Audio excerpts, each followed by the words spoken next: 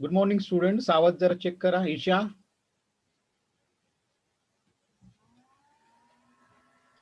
आवाज येतोय? Yes sir. Okay. 2-3 गोष्टी सांगायच्या आहेत जरा महत्वाच्या. काल रात्री उशिरा मी एक तुम्हाला मेसेज पाठवलाय ग्रुपवर, बघितला असेल तुम्ही. तो मेसेज मी वाचून दाखवतो जरा. इकडे बघा, असा मेसेज आहे. Dear students, now you can download notes of all chapters, evaluation pattern, question paper format, reduce syllabus, topic wise distribution of chapters with this link. आता मी तिथे जी लिंक दिलेली आहे ती लिंक ऍक्सेसेबल फक्त तुम्ही जो ईमेल आयडी रजिस्टर्ड केलेला आहे आमच्याकडे जो दिलेला आहे त्याच ईमेल आयडीने ते ओपन होईल. तर त्यांना मी ऍक्सेस दिलेला आहे. आता मगाशी एक थोड्या वेळापूर्वी मी त्यांना ऍक्सेस दिलेला आहे सगळ्या ईमेल आयडीजला. तर तुम्ही तिथून त्या सगळ्या नोट्स डाउनलोड करू शकता. त्याच्यामध्ये या सगळ्या वर दिलेल्या गोष्टी दिलेल्या आहेत. प्रत्येक चॅप्टर वाईज PDF टाकलेले आणि सगळं अपडेटेड करून टाकलेले. म्हणजे जे काही करेक्शन आम्ही सगळ्या कमिटीने बसून केलेले आहेत, काही प्रिंटिंग मिस्टेक असतील, काही न्यूमरिकल्स मध्ये इकडे तिकडे झालेलं असेल, तर ते सगळ्या करेक्शन करून टाकलेले आहेत. आणि त्याच नोट्स आता आम्ही बालभारतीकडे जमा करून ती बालभारती वेबसाईटवर टाकेल. त्याच्या अगोदर तुम्हाला सगळं मटेरियल दे. इलेक्ट्रोकेमिस्ट्रीच्या पण नोट्स मी काल उशिरा तुम्हाला मेल केलेले आहेत, तर त्या पण नोट्स बघा. बराचसा सिलेबस कमी झालेला आहे, त्याच्यामुळं काही मुलं कन्फ्यूज आहेत, सर कुठलं कमी केलेलं आहे कुठलं नाही कमी केलंय. तर मी शिकवताना सगळं शिकवतोय, लक्षात घ्या. तुम्हाला जवळपास मी 90% शिकवले. रिड्यूस पण शिकवलेलं आहे. म्हणजे जे काही रिड्यूस आहे असं काही जास्त काही रिड्यूस केलेलं नाहीये. ते तुम्हाला परीक्षेला विचारणार आहेत CET ला. त्यामुळे रिड्यूस सिलेबस पण जरा बघत जावा. म्हणजे हे काय असं रिड्यूस म्हणजे कायमचं रिड्यूस नाहीये, फक्त ह्या वर्षीसाठी आपण कमी केलेलं आहे. पण कमी करण्याची गरज नव्हती. परीक्षा तुमची मार्च मध्ये होण्याची शक्यता आहे, त्याच्यामुळे सगळा सिलेबस सुद्धा शिकून होईल असं मला वाटतं. पण आता CBSE कमी केल्यामुळे आपल्याला कमी करणं गरजेचं होतं. त्या सगळ्या ऍडमिनिस्ट्रेटिव्ह गोष्टी आहेत त्या आपण न चर्चा केलेली बरी. तर काल हे न्यूमरिकल बघत होतो आपण. हे 4-6 बरोबर आहे, लक्षात घ्या. Calculate the work done in oxidation of 4 moles of SO2 at 25 degrees Celsius. If the reaction is given 2 moles of SO2 gas plus O2 gas, it gives 2 moles of SO3 gas. आणि R ची value दिलेली आणि विचारलेले आपल्याला state whether the work done on the system और by the system, हे विचारले. तर पहिल्यांदा आपल्याला रिॲक्शन लिहून घ्यायची. इथे लक्षात घ्या. 4 moles of SO2 दिले. 4 moles of SO2 undergoes oxidation, it gives 4 moles of SO3. आता इथे लक्षात घ्या, हे 4-6 काय? 4 it is a number of moles of products आहे. 4 this is a number of moles of product. आणि हे 6 जे आहे ते 4+2 आहे, लक्षात घ्या. 4+2 these are the number of moles of reactants. म्हणजे हे 4-6 ही व्हॅल्यू आली -2. already we having this formula minus delta Ng. This is a number of moles of gaseous products minus number of moles of gaseous reactants. ह्या एक नंबरच्या numerical मध्ये आपण बघितलं. इथे बघा, moles of product gaseous products and moles of gaseous reactants. So by putting this value in this equation, -2, R ची value -8.314 आणि 298. So we will get this value. आता ही जी व्हॅल्यू आहे ते 0 पेक्षा जास्त आहे बघा. म्हणजे W ची व्हॅल्यू 0 पेक्षा जास्त असेल तर work done on the system असतं. तिथं 2 क्रायटेरिया. ह्या क्रायटेरिया जरा मी सांगतो, हे सांगायचं राहिलं होतं माझ्याकडनं. W ची व्हॅल्यू जर म्हणजे 0 पेक्षा जर कमी असेल तर तिथं work done by the system होतं. आणि W ची व्हॅल्यू जर 0 पेक्षा जास्त असेल तर work is done on the system. Means if the value of W is greater than 0, in that case work is done on the system And if the value of W is less than 0, work is done by the system. लक्षात घ्या इथे two different cases are there. आणि जर W ची value 0 एवढी असेल तर लक्षात घ्या की वर्क होणार नाही. लक्षात घ्या वर्क तिथे होणार नाही. त्याच्यानंतर हा महत्वाचा आणि शेवटचा पार्ट आहे ह्या चॅप्टर मधला, इंथाल्पीज ऑफ फिजिकल ट्रान्सफॉर्मेशन. अतिशय सोपा, समजायला सोपा आणि इंटरेस्टिंग थर्मोडायनामिक्स मधला. This is the most important and interesting part of the thermodynamics. खूप सोपं आहे कारण already you know about this phase. There are three phases: solid, liquid, and gas. So how the enthalpy will be changed when it will goes from one state to another state. First one is enthalpy of phase transition. म्हणजे phase बदलली तर इंथाल्पीत कसा बदल होतो ते आपण बघूया. First one is enthalpy of fusion. So for that you must know about the fusion. Fusion means what? It is denoted with delta H. It is a change in enthalpy. And FUS, this is a short form prepared for enthalpy of fusion. This is a short form prepared for enthalpy of vaporization. So remember, delta H, it is a change in enthalpy, but these small subscripts are written for which phase the enthalpy is given. If it is for fusion, it will be FUS. If it is for vaporization, it will be vaporization. Then sublimation, it will be SUB. Like this, these subscripts are given. For sublimation, it is SUB. So fusion means what? Actually, when the definition is given here, enthalpy change that occurs when 1 mole of solid, say when 1 mole of solid is converted into liquid, means if the solid is converted into liquid, it is called as fusion. So change in enthalpy during fusion, it is called as enthalpy of fusion. The definition chemically, the theoretical definition is given like this: when 1 mole of solid is converted into liquid without change in temperature and constant pressure, it is called as enthalpy of fusion. See, this example is given. H2O solid means it is ice. H2O solid means it is ice when it is converted into liquid. And see this enthalpy, plus sign indicates the heat is absorbed here, and minus sign indicates the heat is released. Remember, so the plus sign indicates here heat is absorbed. So the delta H fusion, it is a 6.01 kilojoule per mole. Remember the unit, kilojoule per mole at 0 degrees Celsius. So this is a enthalpy of fusion. Opposite to this, when uh, liquid is converted into solid, it is called as enthalpy of freezing. When solid is converted into liquid, it is called as enthalpy of fusion. And when this liquid is converted into solid, it is called as enthalpy of freezing.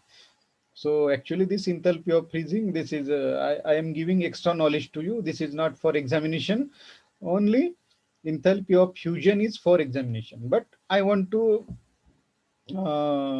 show you these values are exactly same, but in with opposite sign. See, the enthalpy of fusion is plus 6.01 kilojoule, and the enthalpy of freezing, we can show, we can see here the values are same, 6.01, but here in case of fusion the heat is absorbed, and in case of freezing the heat is released. See, when is liquid is converted into solid, it is called as enthalpy of freezing. The values are same, only the sign is minus sign here. This minus sign indicates the heat is released here. So both the values are same. Enthalpy of fusion is same, enthalpy of freezing is also same, but the sign is different. In one case heat is absorbed, and in one case heat is released. Now I think the concepts are clear. What is meant by enthalpy of fusion? Now I am coming to the enthalpy of vaporization. Already you know about the vaporization. Vaporization means when liquid is converted into gaseous. So the definition it is prepared. it is a enthalpy change accompanying the vaporization. Vaporization of 1 mole of liquid. When 1 mole of liquid, it is converted into the vapor state without change in temperature and constant pressure. This definition and this definition is same actually, only instead of here 1 mole of solid, we can write down when 1 mole of liquid is converted into vapor without change in temperature and constant pressure. So this definition and this definition is same actually, only instead of 1 mole of solid, here we have to write down 1 mole of liquid, it is converted into vapors. See here in the example it is given water in liquid state, when it is converted into the gaseous state, it is called as vaporization. So this is the value at 100 degrees Celsius. See the temperature is 100 degrees Celsius here, and see the temperature is 0 degrees Celsius. The enthalpy changes will be changed when the temperature, see here, without change in temperature इथे लिहिलेले, इथे बघा without changing its temperature. Temperature जर बदललं तर ती value बदलू शकते, लक्षात घ्या. when the temperature is 25 degrees Celsius, this value will also change. So temperature आपल्याला चेंज करायचं नाहीये, टेम्परेचर जर बदललं तर ही व्हॅल्यू बदलू शकते. So in this example, delta H vaporization, it is given plus 40 kilojoule per mole. Plus 40 indicates here heat is, yes, anyone can tell me, plus 40 indicates heat is absorbed or heat is released? Absorb. Yes, very good. Because plus indicates heat is absorbed and minus indicates heat is released. So we have to remember, बोला. Sir ते plus 40 kilojoule कसं आलं ते? ती आपण calculate experimentally calculate केलेली value आहे, लक्षात घ्या. ही जी व्हॅल्यू आहे ना, ती एक्सपेरिमेंट करून आपण कॅल्क्युलेट केलेली 100 डिग्रीला. आणि जर आपण ही टेम्परेचर बदललं तर ती व्हॅल्यू बदलू शकते टेम्परेचरची. 25 डिग्रीला जर एक्झामला कॅल्क्युलेशन येणार का? नाही येणार. काय, हे फक्त डेफिनेशन विचारतात तुम्हाला. हे एक्झाम्पल तुमच्या माहितीसाठी आहेत. ही जी एक्झाम्पल्स दिलेली ती समजण्यासाठी दिलेली आहेत. म्हणजे वेपरायझेशन म्हणजे काय होतं, की वेपरायझेशन मुलांना जनरली माहित असतं की लिक्विडचं कन्व्हर्जन गॅसेसमध्ये होतं, पण तिथं एनर्जीचं काय होतं, हे एन्थाल्पी म्हणजे एनर्जी काय होते, हीट प्लस इंडिकेट्स काय आहे, मायनस इंडिकेट्स काय आहे, हे एक्सपेक्टेड आहे. 12वीच्या मुलांकडनं हे एक्सपेक्टेड आहे. हे एक्सपेक्टेड नाहीये. त्यांना already students knows about the vaporization, then fusion, ह्या कॉन्सेप्ट 10वी पर्यंत सगळ्या झालेल्या आहेत. पण आपण इथं थर्मोडायनामिक्स मध्ये काय बघतोय की नेमकं हीटचं काय होते, हीट रिलीज होते का हीट ऍब्सॉर्ब होते, हे गरजेचं आहे. म्हणजे ह्या कॉन्सेप्ट इम्पॉर्टंट. हे बघा, प्लस मायनस प्लस ह्या व्हॅल्यूज इम्पॉर्टंट नाहीयेत. व्हॅल्यूज कुणीही विचारणार नाही तुम्हाला. व्हॅल्यूज परीक्षेला आम्हाला एक्सपेक्टेड नाहीये. मुलांनी व्हॅल्यू लक्षात ठेवाव्या, रट्टा माराव्या, हे आम्हाला एक्सपेक्टेड नाहीये. मुलांना फक्त एवढं कळालं पाहिजे की फ्युजन मध्ये काय होतं, हीटचं रिलीज होते का ऍब्सॉर्ब होते, त्याच्यानंतर वेपरायझेशन मध्ये काय होतं, हीटचं रिलीज होते का ऍब्सॉर्ब होते, हे कॉन्सेप्ट क्लिअर आहेत का नाही आम्ही चेक करणार. म्हणजे ह्या एमसीक्यू ला कुठेतरी आम्ही विचारू शकतो की वेपरायझेशन मध्ये काय होतं, what is the symbol, sign of the value. म्हणजे साइन जर त्याला कळालं तर त्याला ते कळेल की हीट रिलीज झाली का हीट ऍब्सॉर्ब झाली. म्हणजे हे असं चेक करतात, लक्षात घ्या. हे चेक पॉइंट्स आहेत की मुलांना ती डेफिनेशन समजली का, की त्याची व्हॅल्यू मायनस आहे का प्लस आहे. व्हॅल्यूज म्हणजे हा आकडा नकोय आपल्याला. हा 40 प्लस 40 जो लिहिलाय ना तो एक्सपेक्टेड नाहीये. फक्त हे प्लस इम्पॉर्टंट आहे. प्लस इंडिकेट्स काय करतं की वेपरायझेशन मध्ये हीट काय होते, ऍब्सॉर्ब होते. आणि त्याच्यानंतर इथं फ्युजन मध्ये काय होतं, इथं पण हीट ऍब्सॉर्ब होते, पण फ्रीजिंग मध्ये काय होतं बघा, हीट रिलीज होते. बघा, हे एक्सपेक्टेड आहे की फ्रीजिंग मध्ये नेमकं काय होतं की हीट इज रिलीज. म्हणजे हे मायनस साइन लक्षात ठेवणं गरजेचं आहे.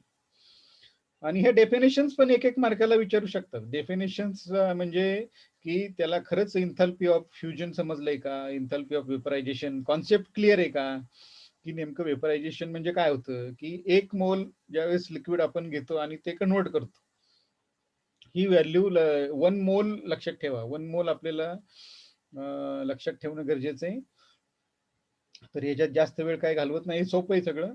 त्याच्यानंतर मी sublimation, already you know about the sublimation. Sublimation means solid it is directly converted into vapour state. म्हणजे इथे दोन एन्थाल्पीज आहेत सब्लिमेशन मध्ये, पहिल्यांदा फ्युजन होतं आणि दुसऱ्यांदा वेपरायझेशन होतं. म्हणजे या दोन्हीची जर तुम्ही बेरीज केली, फ्युजन आणि वेपरायझेशनची, तर ती जी टोटल आहे ती सब्लिमेशन एवढी येते. म्हणजे मी तिथे मुद्दामून ते डिटेल एक्सप्लेनेशन दिले नाही, but I want to inform you this value. Sublimation means it is addition of enthalpy of fusion and enthalpy of vaporization. म्हणजे ह्या दोन व्हॅल्यूज जर आपण एकत्र केल्या तर ती जी व्हॅल्यू येणारी आहे ती direct enthalpy of sublimation. And see the definition, it is the enthalpy change for the conversion of 1 mole of solid. म्हणजे इथं पण आपण 1 mole of solid, it is directly into the vapor at constant temperature and pressure. These conditions are same, constant temperature and pressure. See here, solid is converted into when directly in gaseous state. Here we can get the plus value here. Enthalpy of sublimation is 51.08 kilojoule per mole. See the temperature is 0 degree Celsius. म्हणजे 0 degree सेल्सिअसला ही value experimental calculated value आहे. ही value आहे 51.08. म्हणजे इथं काय झालं, heat is absorbed. See the plus indicates here heat is absorbed. So this is the enthalpy of fusion, vaporization and sublimation. Now the next point is enthalpy for atomic or molecular changes. आता आपण याच्या अगोदर काय बघितलं की enthalpy of phase transition, म्हणजे एका phase मधून दुसऱ्या फेज मध्ये जर सबस्टन्स गेला तर एन्थाल्पी मध्ये काय चेंज होतोय आपण बघितलं.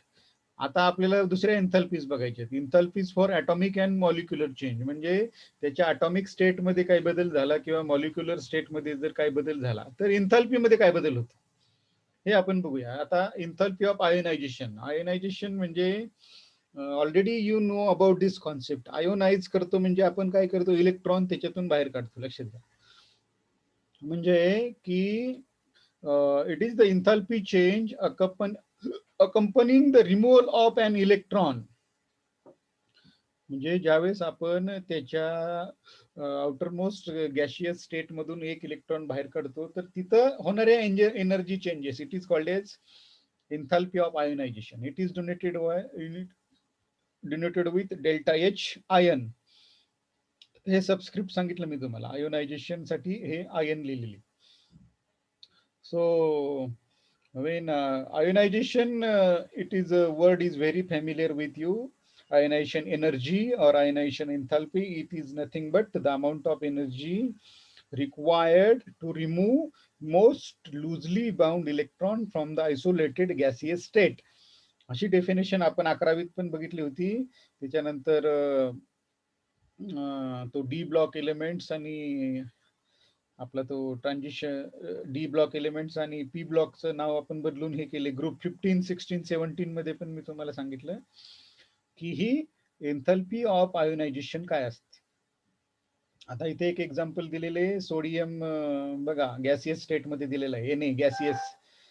हा, आता सोडियमचा Na प्लस झाला. Na प्लस कधी होतो, म्हणजे एक इलेक्ट्रॉन आपण इथून रिमूव्ह केला. हे बघा इलेक्ट्रॉन माझ्याकडनं इथं मायनस साईन राहिले बरं का.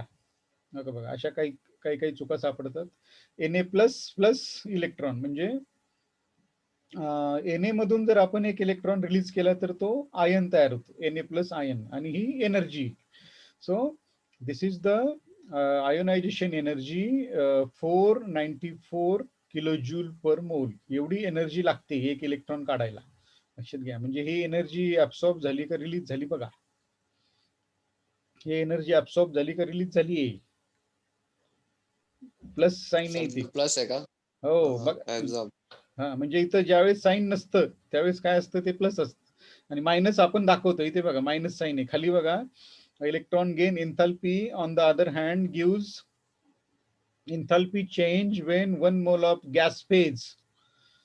इथे बघा हे अपोजिट आहे. म्हणजे आपण इलेक्ट्रॉन रिमूव्ह करायला लागणारी एनर्जी वेगळी आणि इलेक्ट्रॉन गेन केल्यानंतरची एनर्जी वेगळी. त्याला म्हणतो आपण इलेक्ट्रॉन गेन एन्थाल्पी. लक्षात घ्या, म्हणजे ह्या दोन एन्थाल्पीज कम्प्लिटली वेगळे आहेत. आयनायझेशन एनर्जी आणि इलेक्ट्रॉन गेन एन्थाल्पी म्हणजे इलेक्ट्रॉन गेन केल्यानंतरच्या एनर्जी चेंजेस. इथे बघा इलेक्ट्रॉन गेन केलेलं आहे आपण, सीएल गॅसियस आहे, इथं plus electron means electron is gain by this Cl, आणि इथं इलेक्ट्रॉन आपण काढलाय, इथे इलेक्ट्रॉन काढलेले ही एनर्जी आणि इथे इलेक्ट्रॉन आपण घेतलेला आहे.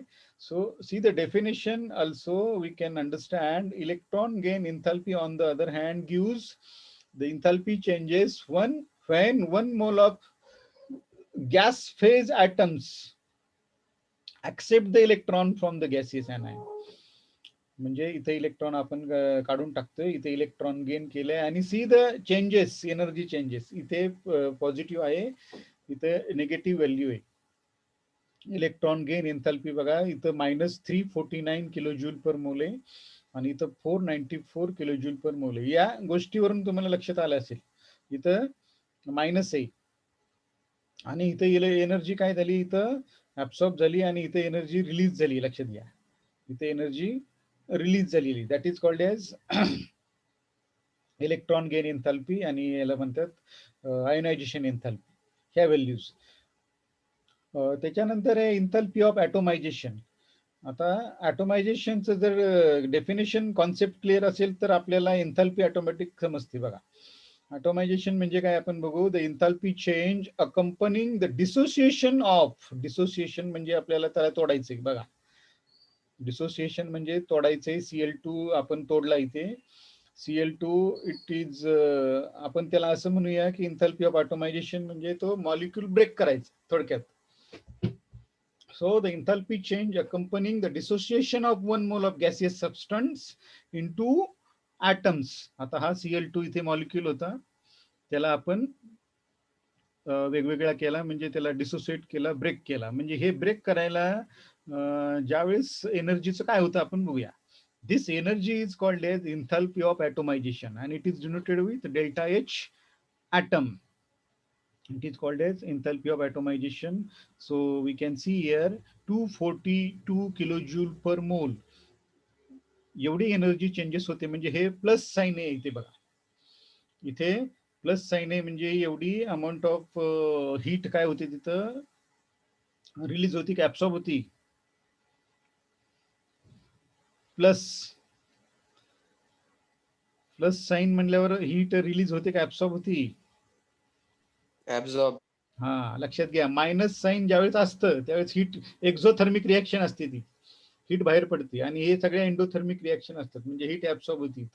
लक्षात घ्या, एवढी हीट लागते हे कन्व्हर्जन करायला. That is called as enthalpy of atomization. कळलं असेल हे डेफिनेशन लक्षात ठेवा. एक मार्काला डेफिनेशन 100% विचारतात, कुठली तरी एक. एन्थाल्पी ऑफ आयोनायझेशनची विचारतील किंवा एन्थाल्पी ऑफ ॲटोमायझेशनची विचारतील, कुठली तरी एक डेफिनेशन याच्यावरती विचारतात. जनरली व्हॅल्यूज विचारत नाहीयेत, तुम्हाला मी आधीच सांगितलं. कॉन्सेप्ट क्लिअर आहे का चेक करतात फक्त ते. त्याच्यानंतर नेक्स्ट पुढचा पार्ट आहे, next part is enthalpy of solution. आता सोल्युशन डिटेल मला एक्सप्लेन करायची गरज नाहीये, त्याच्यावर एक चॅप्टर आपण बघितलाय, सोल्युशन कशाला म्हणतात, आणि त्या बेसिक गोष्टी मी इथे सांगत बसणार नाही. What is solution? Enthalpy of solution is the enthalpy change in a process when one mole of substance is dissolved in specified amount of solvent. आता इथं बघा सोल्युशन तयार केले आपण. इथं वॉटर हे सॉल्वंट आहे, water is a solvent here, NaCl हे सोल्यूट आहे आणि हे NaCl ॲक्वियस सोल्युशन तयार झाले. म्हणजे ज्यावेळेस आपण हे सगळे मिक्स करत असतो त्यावेळेस जे एन्थाल्पी चेंजेस होतात, enthalpy changes it is donated with enthalpy of a solution. इथे दिलेली बघा, डेल्टा हे एस स्मॉल करायचं राहिलंय माझ्याकडनं. बघा हे delta solution, delta H solution म्हणजे it is enthalpy of solution is equal to 4 kilo joule per mole. एवढी हीट ऍब्सॉर्ब होती, म्हणजे हे आपण मिक्सचर करताना NaCl प्लस वॉटर करताना एवढी हीट ऍब्सॉर्ब होती, 4 किलो जूल पर मोल. याच्यामध्ये 2-3 वेगवेगळ्या कॉन्सेप्ट आहेत ते सांगतो. The enthalpy of a solution it is the sum of crystal lattice enthalpy plus enthalpy of hydration, ह्या वेगवेगळ्या कॉन्सेप्ट आहेत, लक्षात घ्या. आता त्याच्या डिटेल्स एक्सप्लेनेशनची काही गरज नाहीये. What is mean bye lattice energy, what is mean by enthalpy of hydration. So just remember, this is a formula. Delta H solution is equal to this is a lattice enthalpy. Delta H, L indicates lattice enthalpy plus enthalpy of hydration. आता for example NaCl ची lattice एन्थॅल्पी इथे दिलेली आहे 790 kilo joule per मोल, आणि hydration एन्थॅल्पी दिलेली -786 kilo joule per मोल, आणि मग त्याचं ऍडिशन करून ही व्हॅल्यू आलेली, लक्षात घ्या. म्हणजे हे कुठेतरी एखाद्या मार्काला विचारतील, what is mean by enthalpy of solution. Enthalpy of solution is nothing but the sum of lattice enthalpy plus hydration enthalpy. आता हे तुम्हाला डिटेल्स मध्ये दिलेलं नाहीये. हे तुम्ही ज्यावेळेस ग्रॅज्युएशन किंवा पोस्ट ग्रॅज्युएशन कराल त्यावेळेस हे लॅटिस एन्थॅल्पी आणि हायड्रेशन एन्थॅल्पी ह्या कॉन्सेप्ट आहेत. 12वीच्या लेवलला एवढं ठीक आहे. लॅटिस म्हणजे काय, तुम्हाला सॉलिड स्टेट मध्ये तुम्ही बघितले what is mean bye lattice. So I think this concept is clear. What is mean by enthalpy of solution. Solution तयार होताना ज्या एनर्जी चेंजेस होतात त्याला म्हणतो आपण एन्थॅल्पी ऑफ सोल्युशन. देन ह्या सगळ्या एन्थॅल्पीज संपल्या. म्हणजे कुठल्या एन्थॅल्पीज बघितल्या आपण, एन्थॅल्पी ऑफ फेज ट्रान्झिशन मध्ये, fusion, vaporization, sublimation. Then atomic and molecular changes मध्ये आपण बघितलं एन्थॅल्पी ऑफ आयनायझेशन.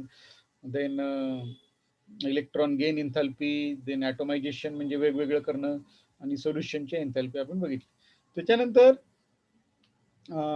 थर्मोकेमिस्ट्री म्हणून एक हेडिंग दिलेली, त्याच्यामध्ये एन्थॅल्पी ऑफ केमिकल रिॲक्शन्स मध्ये दिले, एन्थॅल्पी ऑफ केमिकल रिॲक्शन. आता रिॲक्शनची एन्थॅल्पी आपल्याला बघायची. It is denoted with delta H R. This R indicates reaction. R means reaction, enthalpy of a chemical reaction. हे definition it is given in bold type. It is the difference between sum of enthalpies of the products that of reactants. इथे हे formula लक्षात ठेवायचं. Enthalpy of a reaction is equal to this is the summation, sum of enthalpies of the products minus this is summation of enthalpy of the reactants. आता हे formula लक्षात ठेवल्यानंतर आपण definition बनवायची. It is the difference between, difference म्हणल्यावर तुम्हाला लक्षात येईल बघा. It is the difference between sum of enthalpies of products. सगळ्या प्रोडक्ट्सच्या एन्थॅल्पीची ऍडिशन करायची, आणि त्याच्यातनं रिॲक्टंटची सगळ्या रिॲक्टंटच्या एन्थॅल्पीची बेरीज करायची, आणि त्याच्यातून मायनस करायची.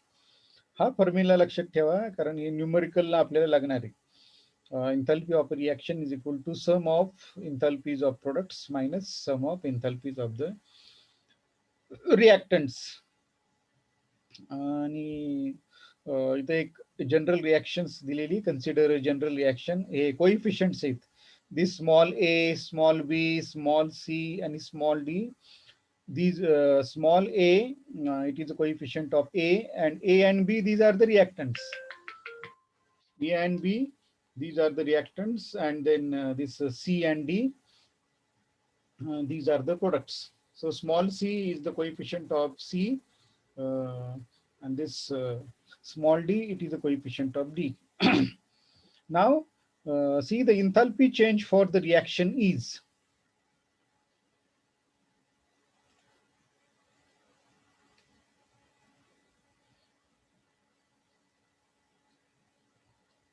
see the enthalpy change of the reaction. आता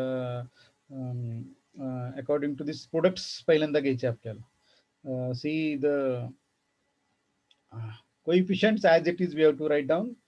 So this is HC, enthalpy of the product, plus D, this is the enthalpies of the product. C plus D, these are the products. आवाज येतोय का? हो sir. हा, कारण internet थोडस unstable दाखवते मला. इथे बघा, प्रोडक्ट्सची आपण बेरीज केलेली पहिल्यांदा. See all these are the enthalpies of the products minus These are the enthalpies of the reactants. Coefficients as it is घ्यायचे, coefficients मध्ये कुठलाही बदल करायचा नाही. C, D as it is आपण घेतलेले आहेत आणि इथं A, B आणि न्यूमरिकल मध्ये तुम्हाला व्हॅल्यूज दिलेले असतात, नुसतं व्हॅल्यूज पुट करायचे तुम्हाला. म्हणजे इथं HC, HD, HA, HB these are the molar enthalpies of A, B, C, D respectively. ह्या सगळ्या व्हॅल्यूज तुम्हाला दिलेल्या असतात. फक्त हा फॉर्म्युला लक्षात ठेवायचा की enthalpy of a reaction is equal to sum of enthalpies of the products minus sum of enthalpies of the reactants. हा एवढा सोपा फॉर्म्युला असतो आणि मुलं एक अक्षरशः हे न्यूमरिकल सोडून देतात. न्यूमरिकल बघितलं की भीती वाटते, असं काही नसतं. न्यूमरिकल मध्ये खूप आउट ऑफ मार्क्स मिळतात, लक्षात घ्या. कारण न्यूमरिकल जनरल अशी टेंडन्सी झालेली आहे की न्यूमरिकल हे अवघड असतं, असं काही नसतं. न्यूमरिकल सोपं असतं. फक्त मुलांचा दृष्टिकोन कसं झालेला आहे की ते न्यूमरिकल अवघडच असतं. लक्षात घ्या, न्यूमरिकलचे मार्क्स म्हणजे आउट ऑफ मार्क्स पडतात तुम्हाला. म्हणजे थेअरीमध्ये जरी अर्धा 1 मार्क कमी केला जातो, पण न्यूमरिकल मध्ये एकही मार्क तुमचा कट होत नाही.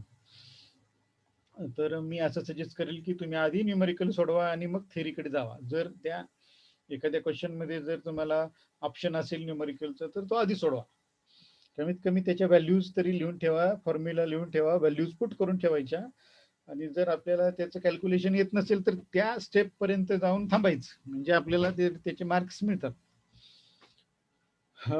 तर ते रिव्हिजनच्या वेळेस आपण डिटेल्स बघूया. Then exothermic and endothermic reactions. आता हे खूप वेळा रिपीट झालेले. एक्झोथर्मिक रिॲक्शन म्हणजे काय असतं, हीट त्याच्यामध्ये रिलीज होते आणि एंडोथर्मिक रिॲक्शन मध्ये हीट ऍब्सॉर्ब होते. आपण बघूया. The enthalpy of the reaction can be positive or negative depend upon these values of the reactants and products. आता इथे बघा, हे जर पॉझिटिव्ह असेल, मी पहिल्यापासून तुम्हाला सांगतोय, डेल्टा एच पॉझिटिव्ह असेल तर ती एंडोथर्मिक रिॲक्शन असते आणि डेल्टा एच जर निगेटिव्ह असेल तर तिथं एक्झोथर्मिक रिॲक्शन असते. Positive means heat is absorbed and negative means heat is released here. See, the reaction is exothermic.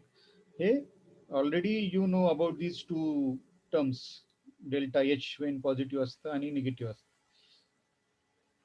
त्याच्यानंतर नेक्स्ट पार्ट आहे स्टँडर्ड इंथाल्पी. स्टँडर्ड, नाव we are using this word, standard enthalpy of reaction, H not. लक्षात घ्या, standard कंडिशनला आपण जी enthalpy measure करतो, standard condition सांगतो तुम्हाला मी काय असतं.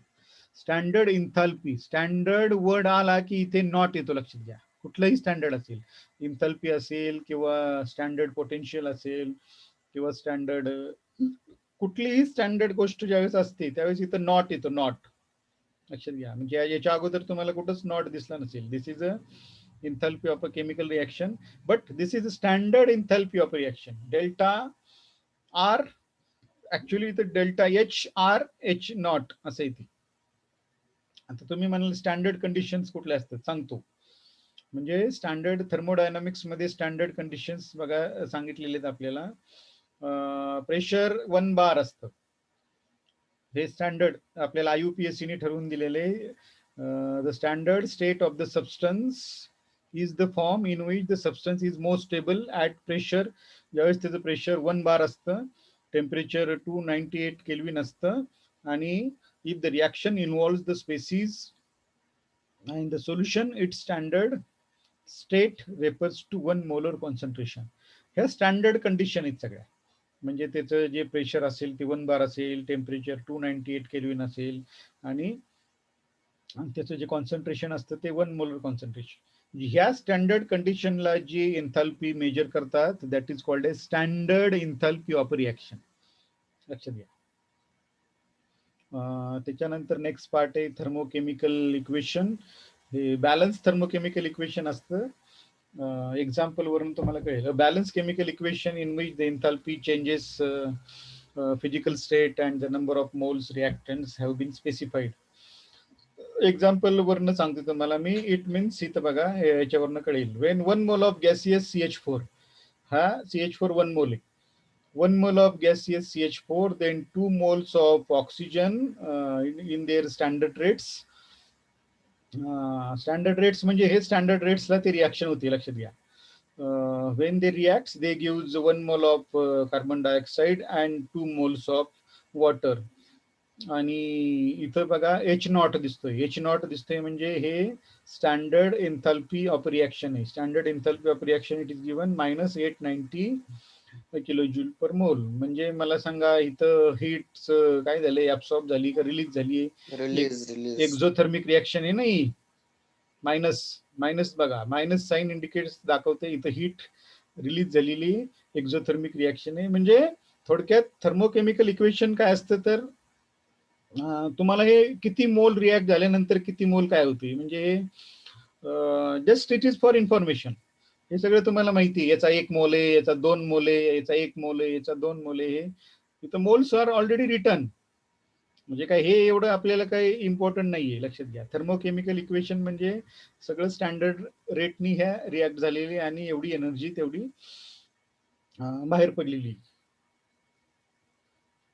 त्याच्यानंतर हे स्टँडर्ड एन्थाल्पी ऑफ फॉर्मेशन. आपण स्टँडर्ड एन्थाल्पी ऑफ रिॲक्शन बघितला. स्टँडर्ड, आता स्टँडर्ड सुरू झाले सगळं. हे नॉट बघा, हे नॉट म्हणजे सगळं स्टँडर्ड कंडिशनला ह्या रिॲक्शन्स झालेले आहेत. Standard enthalpy of formation definition बघूया आपण. The standard enthalpy of formation of a compound is the enthalpy change that accompanies a reaction in which 1 mole of pure compound. बघा काय होते, ज्यावेळेस 1 मोल pure compound in is standard state, it is formed from its elements in their standard rates. म्हणजे इथं काय झालेलं आहे, इथं बघा कार्बन आणि ग्राफाईट हे एलिमेंट्स आहेत आणि ह्या एलिमेंट्स पासून हा कंपाऊंड तयार झालेला आहे. कुठल्या स्टेटमध्ये? स्टँडर्ड स्टेट म्हणजे एलिमेंट्स पासून कंपाऊंड तयार झाला. हे कार्बन आहे आणि एक हायड्रोजनचा एलिमेंट आहे, त्याच्यापासून CH4 तयार झाला. म्हणजे एलिमेंट्स पासून ज्यावेळेस कंपाऊंड तयार होतो त्यावेळेस त्याला एन्थाल्पी ऑफ फॉर्मेशन असं आपण म्हणतो, लक्षात घ्या. आणि ही व्हॅल्यू दिलेली -74 एवढी हीट रिलीज होते इथं. म्हणजे हे ज्यावेळेस 1 मोल कार्बनचा रिॲक्ट होतो, 2 मोल हायड्रोजनचे रिॲक्ट होतात, त्यावेळेस 1 mole of CH4 is form आणि this is the enthalpy of formation which is given -74.8 kilojule per mole. This much amount of release, एवढी एनर्जी रिलीज होते ज्यावेळेस हे 1 मोल ऑफ CH4 तयार होते. हे सगळं स्टँडर्ड कंडिशनला घेतलेले, लक्षात घ्या. It is called as standard enthalpy of formation, म्हणजे एलिमेंट्स पासून कंपाऊंड तयार होणं. इथे लिहिलेले 1 mole of pure compound in its standard state, it is formed from its elements in their standard states. म्हणजे हे पण स्टँडर्ड स्टेट मध्ये आपण घेतलेले आहेत आणि प्रोडक्ट पण स्टँडर्ड स्टेट मध्येच आहे. त्याला म्हणायचं स्टँडर्ड एन्थाल्पी ऑफ फॉर्मेशन. त्याच्यानंतर हा एवढं आपण बघूया आणि इथं थांबूया. Standard enthalpy of reaction from standard enthalpy of formation. इथं 2 महत्वाच्या कंडिशन्स दिलेल्या आहेत. Standard enthalpy of formation of an element is 0 and standard enthalpy of formation of a compound is equal to its standard enthalpy. When a reaction is given, these are the coefficients. A is the coefficient of A and B, these are the reactants, and C and D, these are the products. त्याच्यानंतर formation दिलेले, हे सगळ्यांची बेरीज करायची. Products म्हणजे हे आपण already बघितले इथे. इथे बघा, इथे बघा, enthalpy of a chemical reaction मध्ये बघितले. फक्त हे स्टँडर्ड कंडिशनला आहे. म्हणजे standard enthalpy of formation is equal to sum of standard enthalpies of